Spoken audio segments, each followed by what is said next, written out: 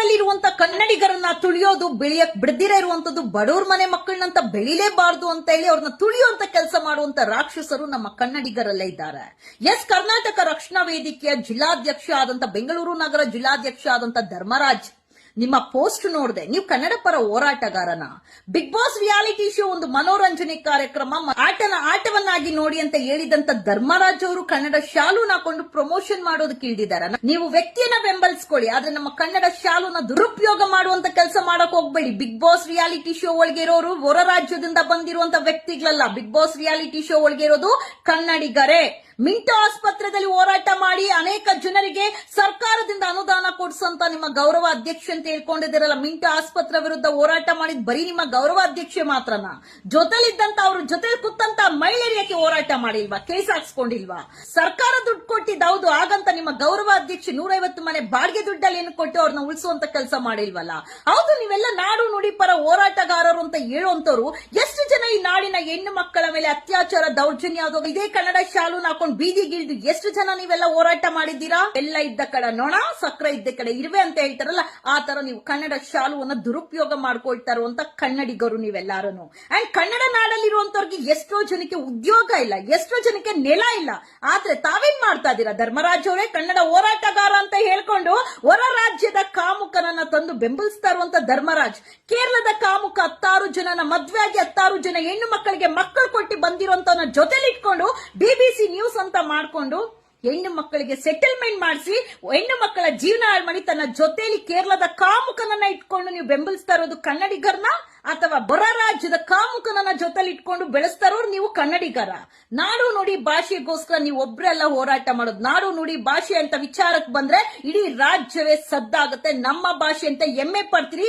ಎಲ್ಲೂ ಸಹ ನಾವು ಕನ್ನಡ ಶಾಲೂನ ಹಾಕೊಂಡು ನಾವು ಕನ್ನಡಿಗರು ಅಂತ ಹೇಳಿ ಐಡೆಂಟಿಟಿ ತೋರಿಸ್ಕೊಳಕ್ ನಾವಿಲ್ಲ. ಬಟ್ ನಿಮ್ಮ ಐಡೆಂಟಿಟಿ ಕತ್ತಲ್ಲಿ ಶಾಲು ಇದ್ರೆ ಮಾತ್ರ ಎಲ್ಲಿ ಕಟ್ಟಡದ ವಿರುದ್ಧ, ಮಾಲ್ಸ್ ವಿರುದ್ಧ ಹೋರಾಟ ಆಗುತ್ತೆ ಹೊರತು ಯಾವುದೇ ಹೆಣ್ಣು ಮಕ್ಕಳ ಮೇಲೆ ಆಗುವಂತ ಅತ್ಯಾಚಾರ ದೌರ್ಜನ್ಯದ ಬಗ್ಗೆ ಹೋರಾಟ ಮಾಡಿದ್ದೇ ಇಲ್ಲ ಅಂದ್ಮೇಲೆ ನೀವ್ ಯಾವ ಸೀಮೆ ಹೋರಾಟಗಾರರಾಗ್ತೀರಾ? ಅಂಡ್ ಜೊತೆಲಿ ನಿನ್ನೆ ಒಂದು ಪೋಸ್ಟ್ ಹಾಕಿದೀರಾ, ಗುಳ್ಳೆನರಿ ಬುದ್ಧಿ ಅಂತ ಹೇಳಿ. ಆ ಬುದ್ಧಿ ಯಾವ ವ್ಯಕ್ತಿಗಿರುತ್ತೋ, ಆ ವ್ಯಕ್ತಿಗೆ ಮಾತ್ರ ಗೊತ್ತಾಗುತ್ತೆ ಗುಳ್ಳೆನರಿ ಬುದ್ಧಿ ಏನಂತ. ಗುಳ್ಳೆನರಿ ಬಗ್ಗೆ ಗೊತ್ತಿದ್ಯಾ?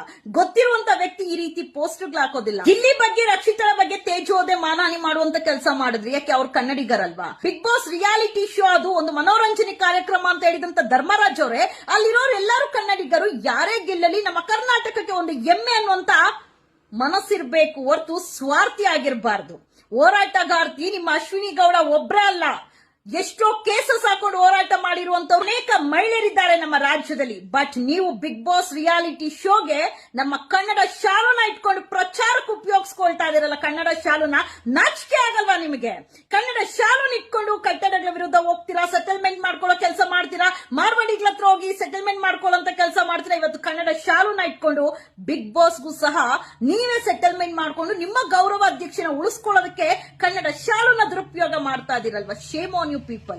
ಕನ್ನಡ 60%, 40% ಆಂಗ್ಲ ಇರಬೇಕು ಅಂತ ಹೋರಾಟ ಮಾಡೋರು ನಿಮ್ಮ ಸಂಘಟನೆಯ ಗೌರವ ಅಧ್ಯಕ್ಷೆ ಬಿಗ್ ಬಾಸ್ ಅಲ್ಲಿ 90% ಇಂಗ್ಲಿಷ್ ಯೂಸ್ ಮಾಡ್ತಾಳೆ. ನೀವು ಹಾಕಿರುವಂತ ಪೋಸ್ಟರ್ ಹೇಳುತ್ತಾ ನೀವೆಂತೋ ಕನ್ನಡ ಪರ ಹೋರಾಟಗಾರರು. ಕನ್ನಡ ಪದಗಳನ್ನ ಯಾವ ರೀತಿ ಬಳಕೆ ಮಾಡ್ತೀರಾ, ಕನ್ನಡ ಪದಗಳನ್ನ ಯಾವ ರೀತಿ ಗೌರವಿಸ್ತೀರಾ ಅನ್ನೋಂಥದ್ದು ನಿಮ್ಮ ಯೋಗ್ಯತೆಗಳು ನಿಮ್ಮ ಪೋಸ್ಟ್ ಅಲ್ಲೇ ಗೊತ್ತಾಗುತ್ತೆ. ಹೊರ ರಾಜ್ಯದಿಂದ ಬಂದಿರುವಂತ ಕೇರಳ ಕಾಮುಕರನ್ನ ಜೊತೆಲಿ ಇಟ್ಕೊಂಡು ಬೆಂಬಲಿಸ್ತೀರಾ, ಬೆಳೆಸ್ತೀರಾ. ಬಿಗ್ ಬಾಸ್ ಶೋದಲ್ಲಿ ಇರುವಂತವ್ರು ಎಲ್ಲರೂ ಕನ್ನಡಿಗರಾಗಿದ್ರು ಒಬ್ಬರನ್ನ ಮಾತ್ರ ಬೆಳೆಸೋಕೆ ಮುಂದಾಗ್ತೀರಾ. ಇದ್ರಲ್ಲೇ ಗೊತ್ತಾಗುತ್ತೆ ನೀವೆಂತೋ ಕನ್ನಡಿಗರು ಎಂತೋ ಸ್ವಾರ್ಥಿಗಳು ಅಂತ ಹೇಳಿ. ನೀವ್ ಯಾರನ್ನಾದ್ರೂ ಬೆಳೆಸಿ, ಯಾರಿಗಾದ್ರೂ ವೋಟ್ ಮಾಡ್ಕೊಳ್ಳಿ, ಯಾರನ್ನಾದ್ರೂ ಗೆಲ್ಲಿಸಿ, ಕನ್ನಡ ಶಾಲುನ ದುರುಪಯೋಗ ಮಾಡ್ಕೊಳ್ಬೇಡಿ.